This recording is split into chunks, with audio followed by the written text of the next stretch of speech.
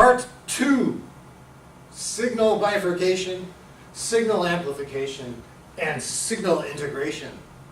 I'm going to talk about different G protein coupled receptors, and I'm going to talk about receptor tyrosine kinases and a few other things.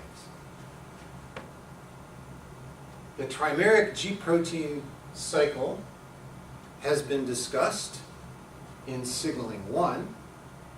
Remember that the receptor acts as a guanine nucleotide exchange factor for the trimeric G protein.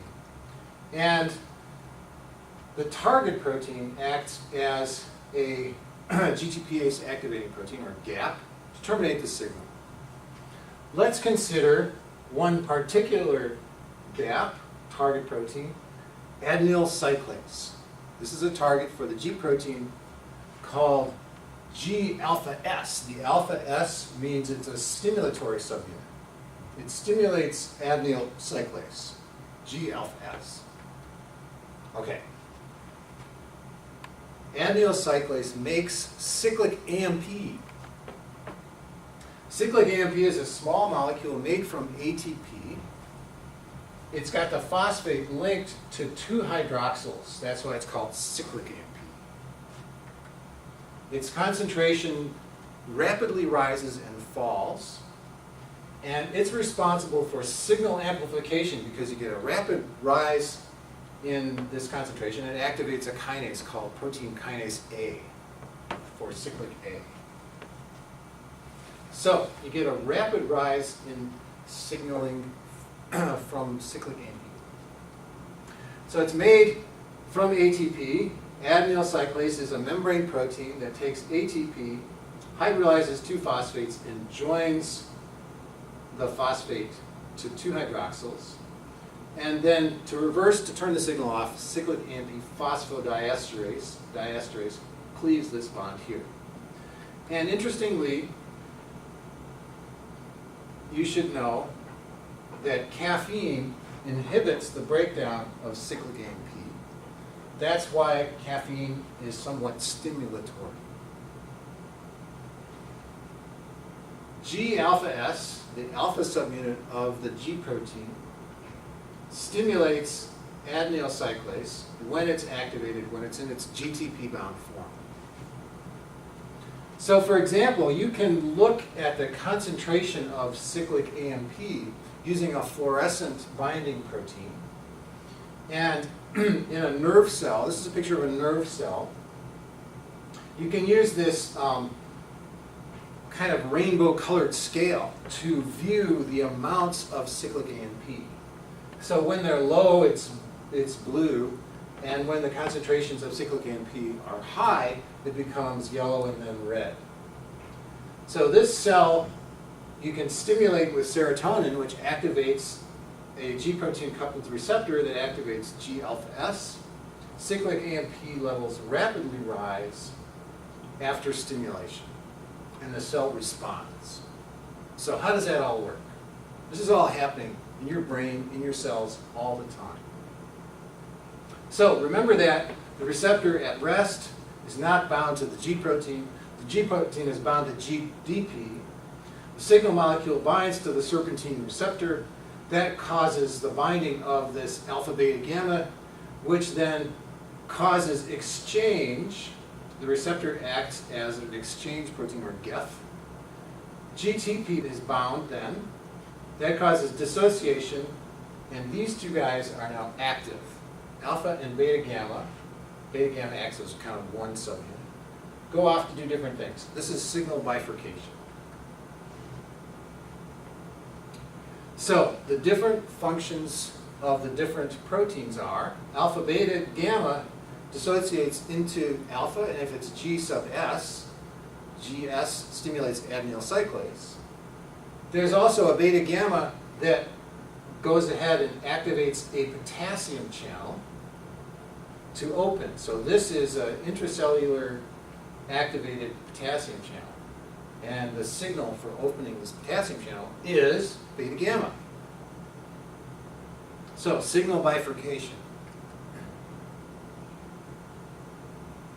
That allows a coordinated response from different parts of the cell so that the cell can behave as it's instructed.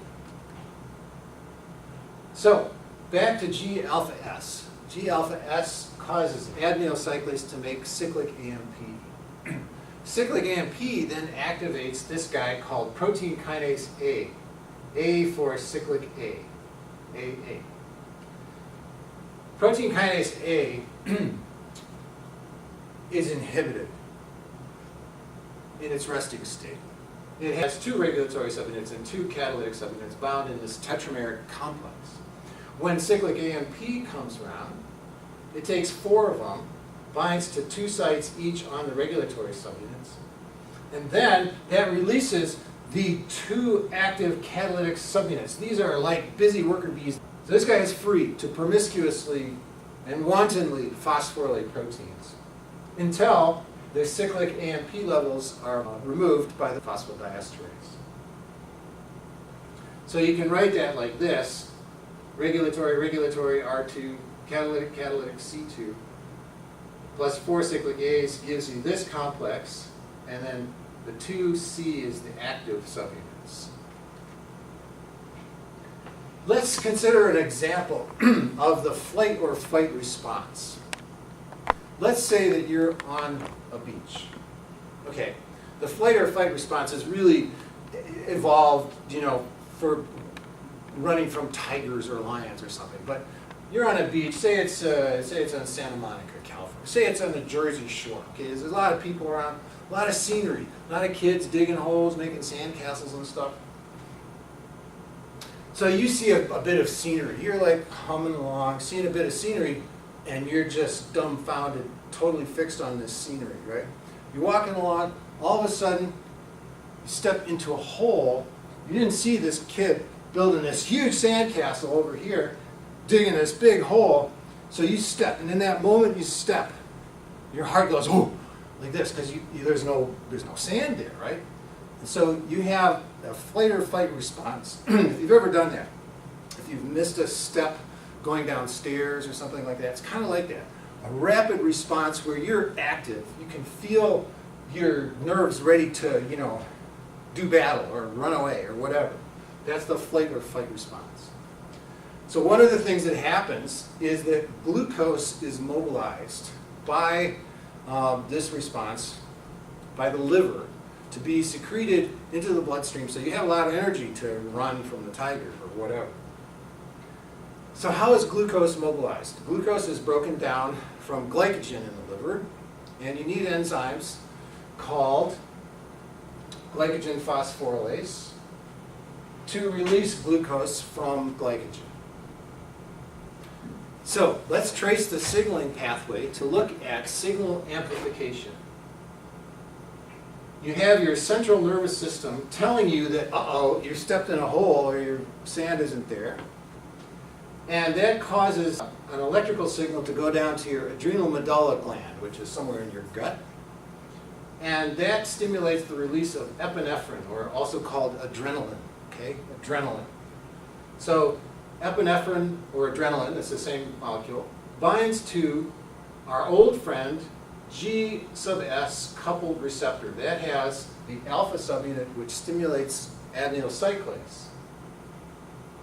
So this receptor causes the alpha beta gamma to exchange GDP for GTP and dissociate. So alpha and beta gamma are free. Beta gamma can do one thing. Alpha S stimulates adenyl cyclase, which makes a whole bunch of cyclic AMP. How much? Well, let's guess that for every molecule of epinephrine or adrenaline that binds to the receptor, let's guess that we have 40 molecules of cyclic AMP. This is a paper napkin calculation. These then go to bind to protein kinase A to release protein kinase A, and since you need 4 molecules, then we have, say, a 10-fold amplification of the number of activated protein kinase A's. Then these protein kinase A's go inside the liver cell, for example, and glycogen synthase requires 2 steps to be activated. there's this enzyme called phosphorylase kinase, which gets phosphorylated, and it, in turn, phosphorylates glycogen phosphorylase, which in turn releases glucose into this glucose 6-phosphate, which can be then turned into glucose for release into the bloodstream. At each of these steps, you have about a 10-fold amplification. So you go from 1 molecule of adrenaline to 10,000 molecules of glucose released into the bloodstream to run from the tiger. So, isn't that great? I like to run from tigers whenever possible. So signaling in general, again, this theme requires molecular on-off switches. In this case, this was a kinase and phosphatase switch. And in fact, protein kinase A turns on phosphorylase kinase, which in the cascade releases glucose, also turns off glycogen synthase in the liver. Glycogen synthase does the reverse. It takes glucose, puts it back into glycogen. That makes sense because you don't want to be making glucose at the same time as you're using glucose to put it back into the glycogen. So it's a coordinated response. Kinases can turn on some proteins and turn off other proteins. And the same kinase, protein kinase A, can do both on different targets.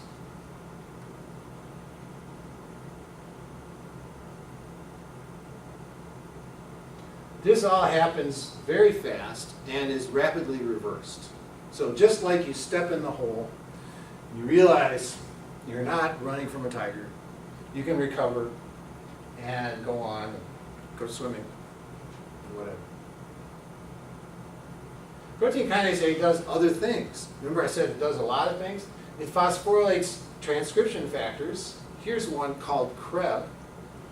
So we have the signaling molecule binding to the receptor causing the active adenyl cyclase, which makes cyclic AMP, activates protein kinase A. Protein kinase A can go into the nucleus, go through the nuclear pore, and then phosphorylate CREB, this transcription factor, which binds then to CREB binding protein. And this complex binds to a particular DNA region, a CREB binding element, and that causes the transcription of a number of genes, transcription, and then you get splicing and capping. The RNA goes out into the cytoplasm, you get translation, and you get new proteins formed, all in response to activating this receptor. New proteins. So the cell response is diverse and coordinated.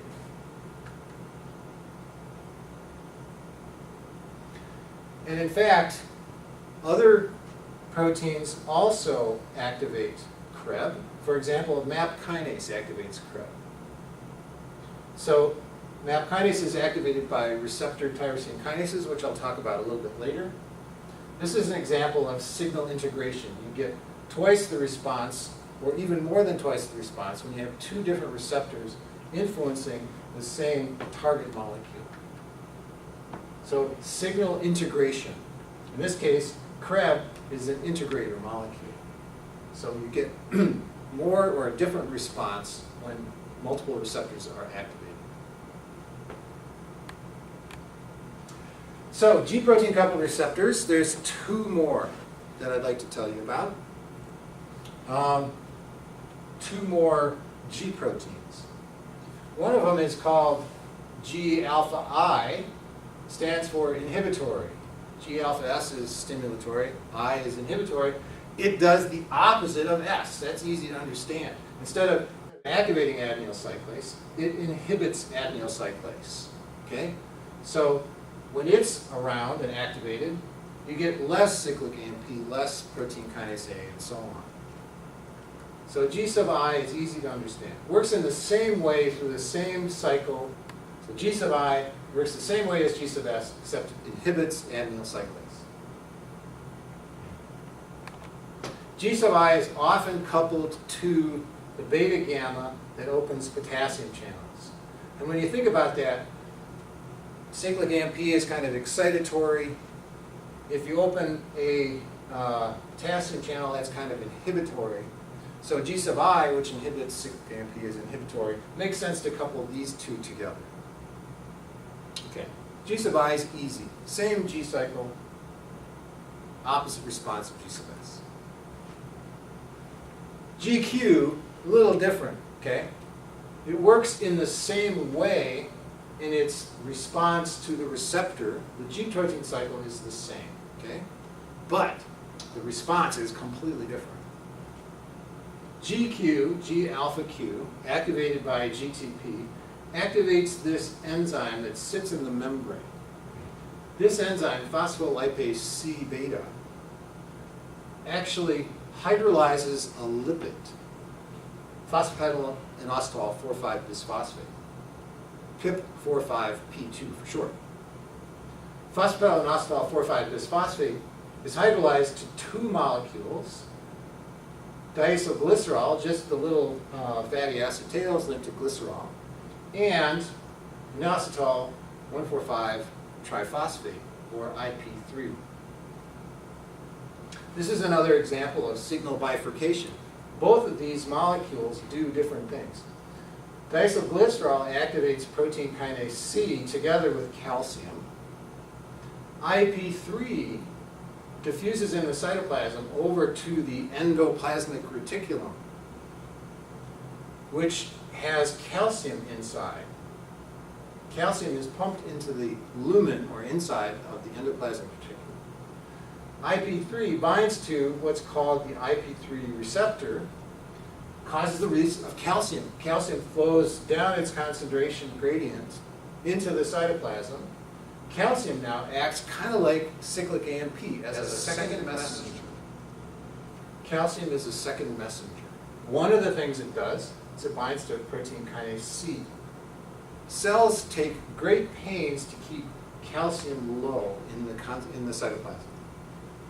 There are plasma membrane ATPases and sodium-driven exchangers.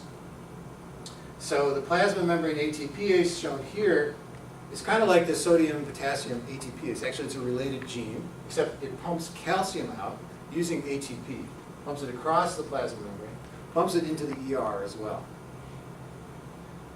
There are also, this exchanger uses the energy from the electrochemical gradient, taking a sodium in and putting a calcium out.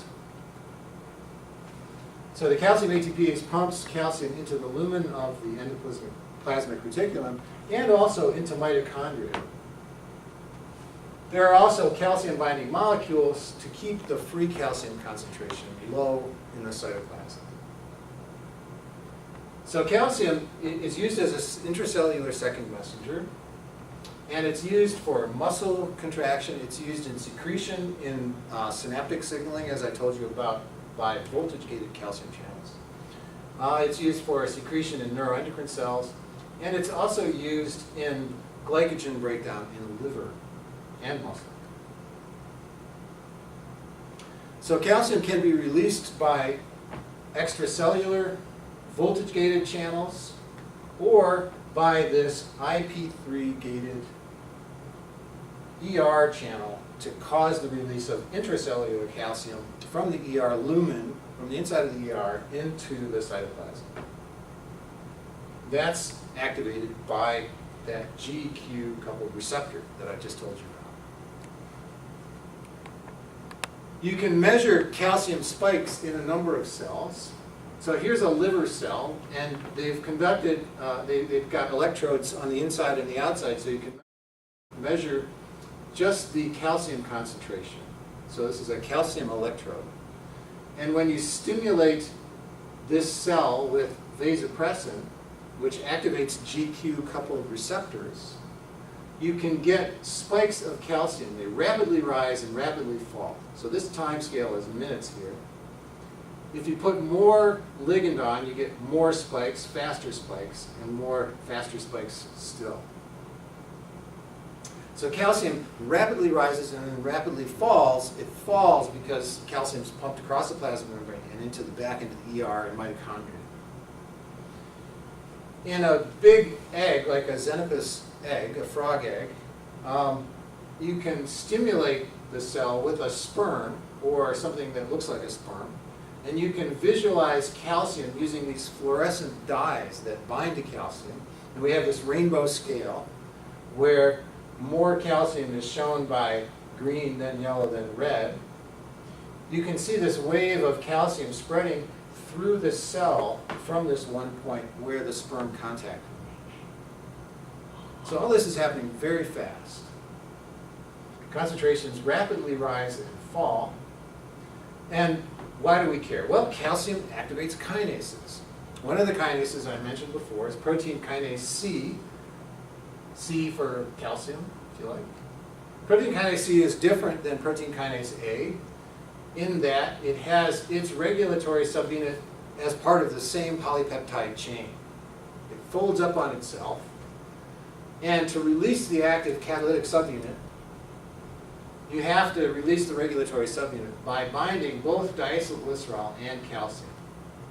So both diacylglycerol and calcium are required for full activation. Calcium also binds a molecule called calmodulin, which activates calcium calmodulin kinases. These are calcium-dependent protein kinases. Calmodulin has this kind of dumbbell structure. It has two calcium binding sites on either end of the dumbbell. When it binds calcium, it wraps around to target proteins in this fashion, and that allows the kinase to be active. CAM kinase 2. This is an interesting molecule. It works in the nervous system as part of long-term potentiation, that is, to help consolidate memories. The molecule itself seems to have a memory of when it was activated. When calcium is present, it binds to calmodulin, which wraps around an inhibitory domain, causing the release of the active kinase domain. So it's free to phosphorylate wantonly. It phosphorylates other things and phosphorylates itself on this inhibitory domain. When calcium concentrations then fall and calmodulin is released, this molecule is still partly active because it has phosphorylated itself. So it remembers that it had been activated because it has this phosphate on here, keeping the inhibitory domain away. And it's still partly active for a longer period of time after calcium is diminished. So that's why it's called the molecule with a memory. It seems to remember that it was active. So those are G protein coupled receptors. I've talked about three different kinds. One that activates alpha S, one that activates alpha I, one that activates alpha Q. There are also enzyme-linked receptors of various kinds, receptor tyrosine kinases, and other things. So there's kinase-associated receptors, phosphatase receptors, threonine kinase receptors, guanyl cyclases, and a histidine kinase-associated receptor. These are all very interesting, but I don't have time to talk about them. But I will go through tyrosine kinases. This is a different class of receptor. All of these have transmembrane domains with an enzyme linked to the cytoplasmic domain. When an enzyme-linked receptor binds to its ligand, it typically dimerizes, or sometimes trimerizes. And if it's a tyrosine kinase, it phosphorylates itself. It actually phosphorylates the other partner of the dimer, putting phosphates on tyrosines. These then serve as binding sites for adapter molecules or signaling molecules that carry this signal downstream to other things. So tyrosine kinases have an enzyme in their cytoplasmic tail. They phosphorylate themselves. Then the phosphates bind to further effector proteins. The major pathway that I'd like you to learn is the RAS MAP kinase pathway. RAS is an important mediator of very many signaling proteins, and it's actually a family of which many other proteins exist. When the receptor tyrosine kinase is activated, an adapter binds to the tyrosine phosphorylated membrane receptor. This binds to another protein, which is a RAS guanine nucleotide exchange factor. RAS is a GTP binding protein. It's inactive when bound to GDP, and then this RAS-GEF causes exchange, and then RAS can cause the activation of a kinase pathway called the MAP kinase pathway. So RAS is different from the G proteins that bind to serpentine receptors in that it's not a trimer, it's a monomer. Here's the structure of it. It binds to GTP. When GTP is bound, this switch helix becomes available, and that can activate other proteins to bind. So this is another example of a molecular on-off switch that uses binding and hydrolysis of GTP. RAS. RAS activates a series of kinases called the MAP kinase pathway. So MAP stands for mitogen activating kinase. Mitogens are growth factors that cause cells to divide. MAP kinase pathway. RAS activates this kinase cascade of 3 or so proteins that phosphorylate each other.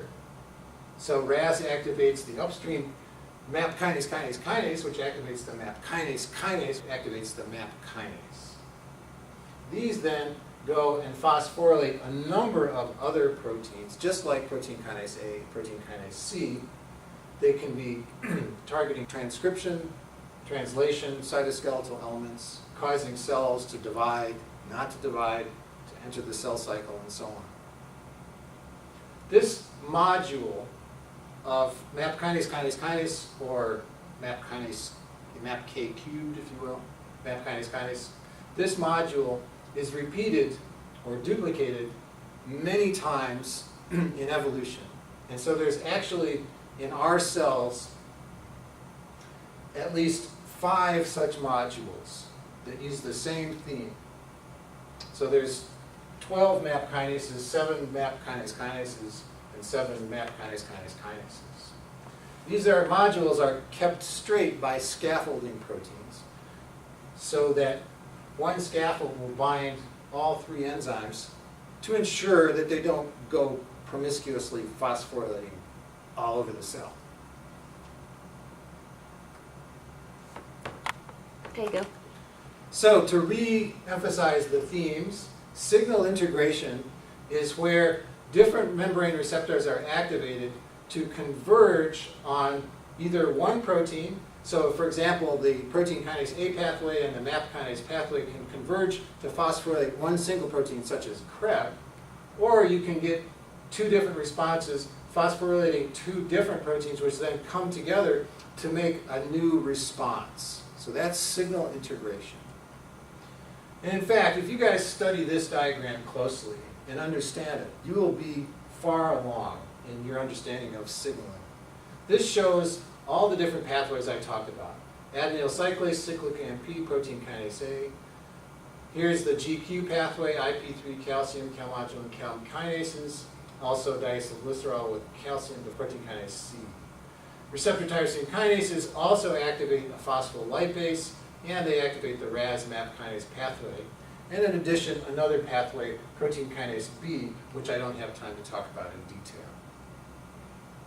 So this summary slide shows how G-protein coupled receptors and receptor tyrosine kinases can intersect in intracellular signaling pathways. So different G proteins can activate different pathways, such as this one or this one. Receptor tyrosine kinases can also activate the phospholipase C pathway and the MAP kinase pathway, which can converge on gene regulatory proteins, cytoplasmic, cytoskeletal proteins, and others. So in summary, I've talked about ion channel linked receptors such as the acetylcholine receptor, which opens up a channel. I've talked about G protein coupled receptors, which bind to this G protein, interacts with target proteins. I've talked about enzyme linked receptors, which bind to a ligand, typically dimerase, to activate an enzyme in the intracellular cytoplasmic tail. These can also be heterodimers as well as homodimers. And the theme that goes through all of these is molecular on-off switches. Kinases and phosphatases to turn on and off the signal. GTP binding, GTP hydrolysis to turn off the signal. These are repeated over and over again throughout signaling pathways. These are all used to tell the cell to divide or not to divide, to die, and so on. The next lecture topic will be how these signaling pathways are used to tell the cell to go through the cell division cycle. And I will talk about that next. The end. You're running out of tape here.